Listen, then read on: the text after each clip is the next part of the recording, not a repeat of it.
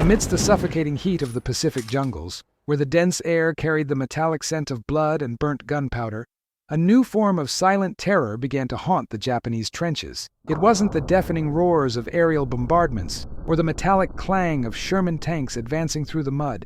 It was something far more disturbing, death that arrived without warning, precise as a surgeon and lethal as a serpent.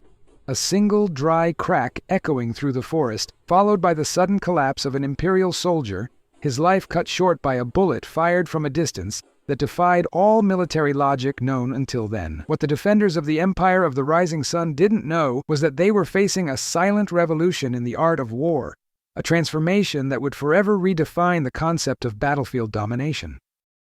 The M1903 Springfield rifles, equipped with telescopic sights and in the hands of meticulously trained American marksmen, were not just weapons.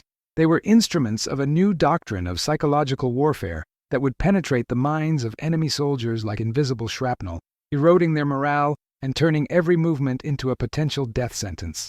The transformation began in the icy mountains of Camp Perry, Ohio, where the echo of training shots reverberated like distant thunder through the snow-covered valleys. It was 1942, and the American Marine Corps was developing something that Japanese military manuals had never foreseen: a new generation of elite sharpshooters capable of eliminating targets with surgical precision at distances exceeding 800 yards.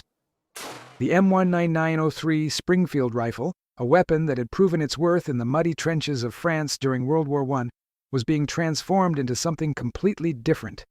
Equipped with the Weaver 330C telescopic sight, later standardized as the M73, this rifle would become the M1903A4, a weapon that combined the proven robustness of the Springfield with the revolutionary precision of modern optics. Each rifle was carefully adjusted by specialized armorers who meticulously tested the alignment between the barrel and the scope, ensuring that every shot was an extension of the shooter's will. What emerged from these training camps were not just soldiers with better weapons, but a new category of warrior, the modern sniper, capable of projecting lethal power across distances that turned the battlefield into a deadly chess game. When the first M1903A4s arrived in the Pacific Theater in 1943, transported in the damp holds of Liberty transport ships, few fully understood the magnitude of the change that was about to occur. The rifle weighed 9.25 pounds when fully equipped, and its 2.5x magnification scope, though modest by modern standards, represented a quantum leap in precise engagement capability. Unlike standard infantry rifles, which were effective up to about 300 yards, the M1903A4 allowed consistent lethal engagements at distances exceeding 600 yards, with exceptional marksmen hitting targets over 1,000 yards in ideal conditions. The .30-06 Springfield ammunition, with its 150-grain bullet traveling at 2,740 feet per second, carried enough energy to penetrate Japanese steel helmets and personal protective equipment even at these extreme distances. But the cold numbers didn't tell the whole story. The true power of the M1903A4 lay in its ability to transform the traditional concept of a front line into a dangerous illusion. Japanese soldiers who considered themselves safe in well-entrenched positions, hundreds of yards away from the nearest American lines, discovered that there was no longer a safe place on the battlefield. Sergeant William Bill Henderson, a Kansas farmer who had grown up hunting rabbits on the endless plains of his homeland, became a dark legend among the Japanese troops of the 32nd Infantry Division in Leyte. His platoon mates described him as a man of few words, who could remain motionless for hours in his firing position, observing the enemy terrain through his scope with the patience of a born predator. In a letter to his wife, dated October 1944, Henderson wrote, "Dear Mary, I can't say much about what I do here, but I can say that every shot counts. They don't see us coming, and when they finally realize it, it's already too late." What Henderson didn't mention was the devastating psychological effect his precise shots were having on enemy lines.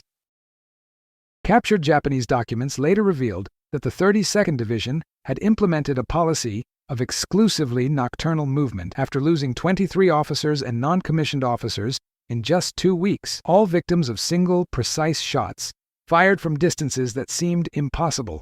Fear had become a weapon as lethal as the bullets themselves, turning veteran soldiers into men who jumped at the slightest noise and saw death lurking in every jungle shadow. The technical superiority of the M1903A4 resided not only in its scope, but in the perfect synergy between all its components. The 24-inch barrel, made of high-quality steel and rifled with 4 clockwise grooves, provided exceptional projectile stabilization, maintaining accuracy even after thousands of shots. The Weaver telescopic sight system, mounted in forged steel rings, was calibrated to automatically compensate for the ballistic drop of 30 .06 ammunition at different distances, allowing trained shooters to make quick adjustments without complex calculations. But there was an even more sinister aspect: the complete absence of iron sights on the M1903A4. This design decision, initially criticized as a vulnerability, actually amplified the psychological terror of the weapon. Japanese soldiers who managed to damage or dislodge an American sniper's scope discovered, to their horror, that the rifle became completely useless.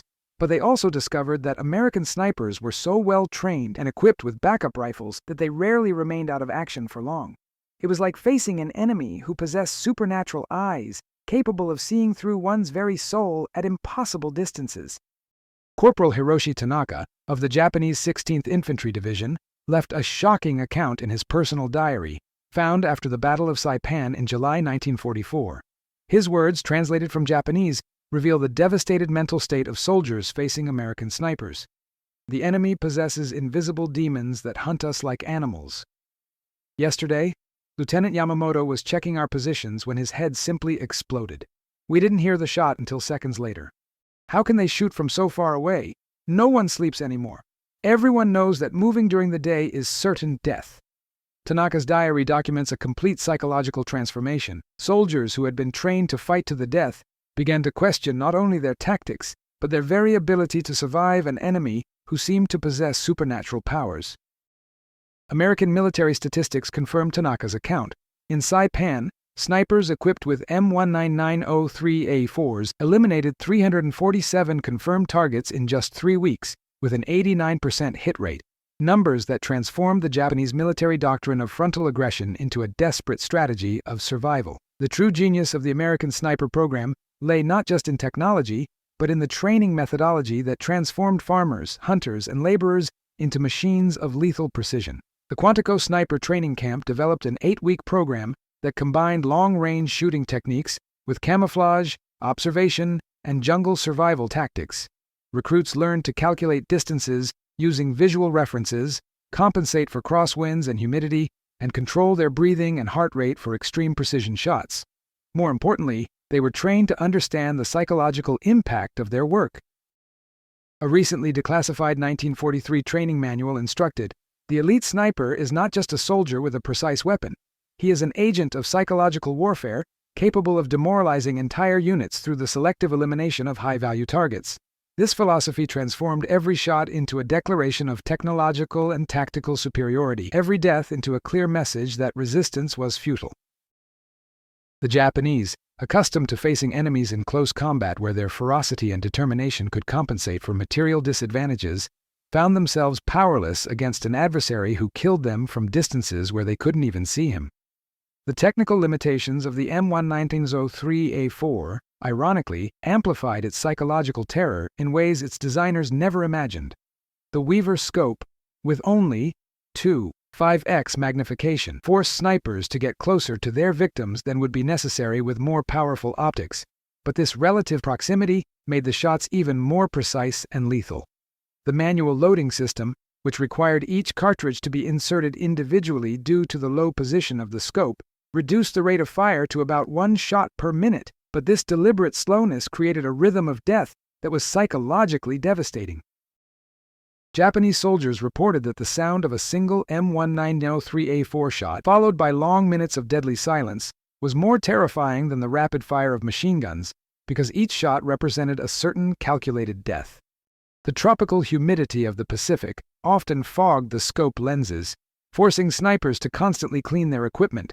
But even this constant maintenance became part of the legend, with Japanese soldiers reporting sightings of American ghosts who seemed to materialize from the jungle, only to disappear again after a single deadly shot. The strategic impact of the M1903A4 snipers far transcended their relatively small numbers in the Pacific theater. Military estimates indicate that there were never more than 400 M1903A4 equipped snipers operating simultaneously across the Pacific, yet their effect on Japanese morale and tactics was disproportionate to their quantity. Japanese commanders were forced to completely reorganize their doctrines of movement and communication, implementing decentralized command systems to compensate for the constant loss of officers. General Kuribayashi, commander of the Iwo Jima defenses, wrote in a report to Imperial High Command, "The enemy possesses the ability to eliminate our leaders with surgical precision at distances that make retaliation impossible.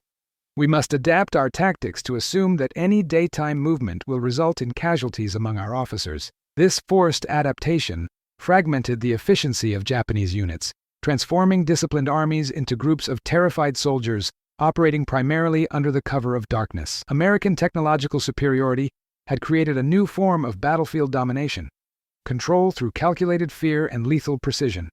Lieutenant Colonel James "Ghost" Morrison, commander of the 3rd Marine Sniper Battalion, became an almost mythical figure among both his own troops and the enemy. A veteran of Guadalcanal and Tarawa, Morrison had developed tactics that maximized the psychological impact of the M1903A4 through what he called scheduled hunting, the systematic elimination of high-value targets at predictable times to create patterns of terror. In a post-action report from Okinawa, Morrison described his philosophy: "We don't just kill soldiers, we kill the will to fight." Every shot is calculated not only to eliminate a target, but to send a message to everyone else watching.